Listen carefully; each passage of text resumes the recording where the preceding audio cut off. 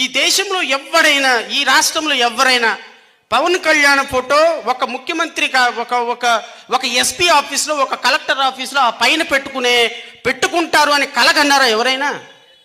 5.5 కోట్ల మంది దౌర్భాగ్యం కాబట్టి కలగన్న ఆ విధంగా ఆయన ఫోటో పెట్టుకోవాల్సి వస్తుంది. ఎందుకు పెట్టుకోవాల్సి వస్తుంది అంటే, నేను ఆయన తప్పుగా మాట్లాడటంలా.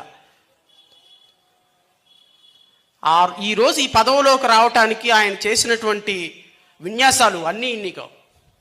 నువ్వు నిజాయితీగా ఉన్నావా? నిజాయితీగా రా పదవిలోకి. అబద్ధాలు. 30,000 మంది అమ్మాయిలు మిస్ అయ్యాడు.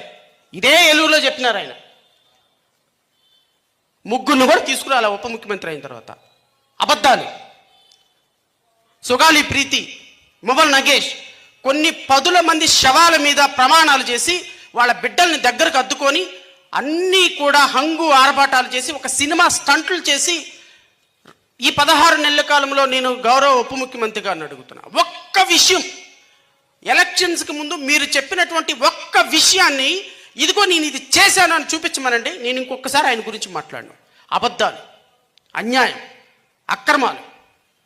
అంటే ఇన్ని చేసి ఈరోజు ఉప ముఖ్యమంత్రి పదవిలోకి వచ్చినప్పటికీ కూడా నేను ఎందుకు గౌరవిస్తున్నారు అంత ఫోటో పెట్టుకొని అంటే, డాక్టర్ బిఆర్ అంబేద్కర్ గారు రాసిన రాజ్యాంగంలో ఆ వెసులుబాటు ఉందయా?